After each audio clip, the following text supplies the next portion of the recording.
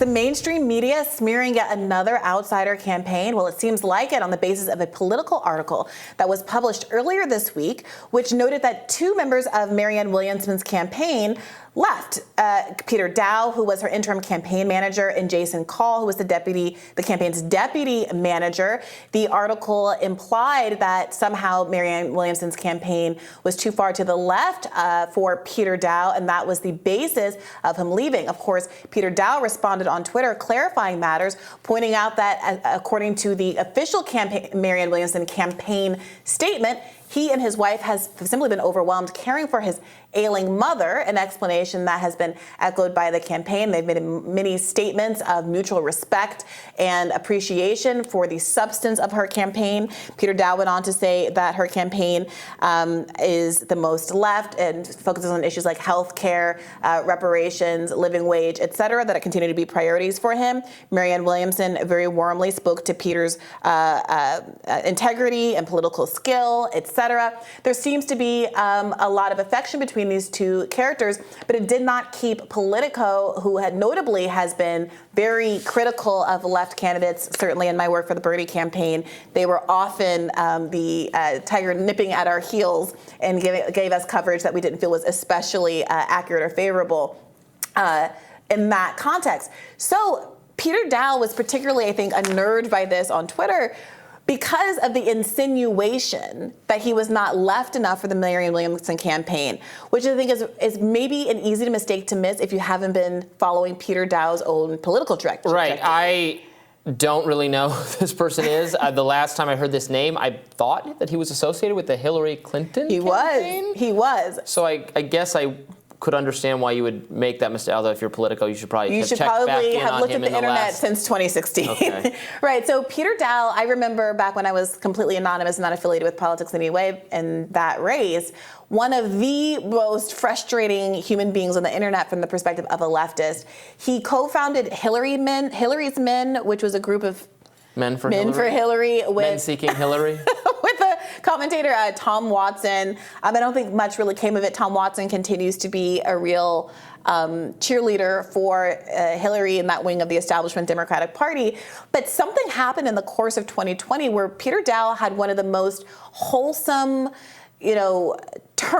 political turns, where he became very self-reflective and very honest about the negative role that he played in 2016 and how he was in some ways coping and overcompensating for the dissonance of his own, internal politics and what the Democrats were offering, and lashing out at leftists and lashing out at progressives in a way that was inappropriate. And he apologized, had this kind of come to Jesus moment, and was really embraced by the left community, despite many of us fighting tooth and nail with him for years leading up to that. And so it was unsurprising. I mean, it was surprising because I didn't know him in this kind of political campaign manager context, but unsurprising from a political perspective that he would be associated with Marianne Williamson's campaign. So do you think the mainstream media is looking for any excuse to make fun of Marianne Williamson? Obviously, there's a lot of the crystal jokes and everything seems to be a staple for cable news commentators, and it's a kind of mocking treatment of her, even though she's an ardent progressive running to Biden's left. She's like an object of derision for talking heads. Look, I do think that I can't get past the Karine Jean-Pierre press conference where she led all of the so-called journalists in a round of laughter, associating her with the crystal ball and all these sort of things that she's never made reference to. The crystal ball, the magic implement, not crystal ball, the former host of this show. Of course. Right. And, Marianne Williamson, she's a, best-selling New York Times author many times over. She has done these really significant programs with Feeding the Poor and all of this other kind of stuff. And it's questionable whether or not she would be characterized in the same way as she's argued, if her gender were different. Both she and RFK Jr. have had questions about the pharmaceutical industry and the overprescription of certain kinds of SSRIs, et cetera. But although he is definitely undermined by the mainstream media as an anti-vaxxer, he's not called a woo-woo crystal queen, and the emphasis seems to be a little bit different. So I do think that for both of them, the top line is they don't like the anti-establishment both of them are being characters. disparaged by the 100%. mainstream media. They're not being taken seriously at all, even though RFK Jr. especially, but Marianne as well. And together, they are right now, according to polls, I mean, they're in there, and they're not being treated like an afterthought, like they have 0.1% or something. There's no indication the DNC has given that there'll be any debate featuring them. Again, it's just vicious mockery on the Williamson case, and and immediately pivoting to and pointing to RFK Jr.'s past alleged anti-vax kind of agenda as something that should turn and deter any right-thinking Democrat from consorting with him or being interested in him at all. That's what you hear from all corners of the mainstream media. Right. So Elon Musk, of course, last night opened up the Twitter Spaces as a forum more broadly than just to Ron DeSantis, saying that if another candidate were interested in using that platform, he would be happy to make it available to them. I think it would be really interesting if one of these outsider Democratic candidates Marianne should do it. I would expect that RFK Jr. would do it. I saw, and we're working on getting him on this show. I'm sure we will have him on the show very soon. He's made himself very available, and we have Marianne on frequently. RFK Jr. is clearly making himself very available to media. I saw an article about he's doing literally everyone's show and podcast, which is what you should be doing, which is what you have to do to get yourself out there to make people interested in what you're saying and aware of who the real person is and what your views really are, because you get such a just biased, Biden worshiping perspective from the mainstream media that wants to portray, those two individuals, especially as real kooky and real outside on everything. Even though you may say you may not like one of their views on something, but you're not getting the full picture at all. Of course. Case Study QB, who is an internet account that posts a lot of clips from the mainstream news for people who live online and aren't necessarily tuning into cable all day, he pointed out that there is going to be a one-on-one with Asa Hutchinson, who you may or may not know is a GOP candidate, and that a liberal outlet like CNN is more willing, it seems to be very open to devoting that kind of time and energy to a candidate polling at 1%, but seems to be really doing a blackout for RFK Jr. and Marianne, who in the most recent poll are both polling at 11%. In an earlier poll, were polling at, I think, 20% and 9%, RFK Jr. at 20% and Marianne Williamson at 9%.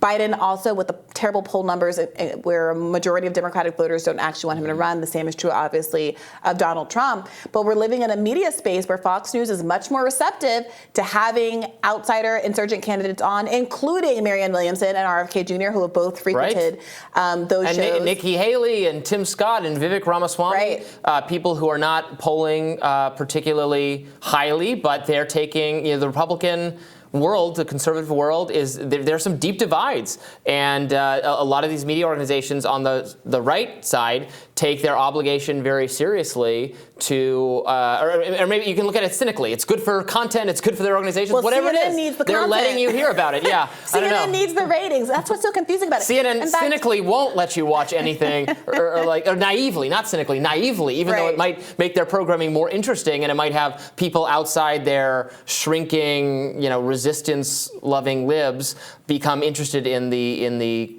company. Well, that's what's so confusing. They will have a CNN town hall with Donald Trump, but they won't sit down with Democratic candidates. I was recently listening to an interview on Katie Halper's podcast where she was talking to Ben Smith, founder, former head of BuzzFeed News, founder of Semaphore, all of these things.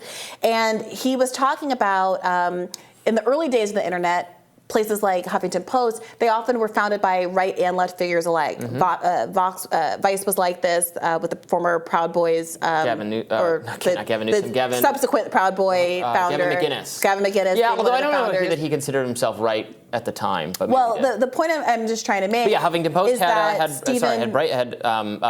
Breitbart founder, right? So Steve Bannon, apparently at the time, there was this conversation about what the future of the media was going to be, and Ben Smith, because he wrote this book about the history of the media that he's been I'm 2/3 of the way through it right now. It's really good. One of the cases that he made, that Steve Bannon made, was to go to Huffington Post and say, look, all of the energy on the right is obviously with Donald Trump in 2016. We're chasing that down. We're using that to inform our coverage, and it's paying big dividends.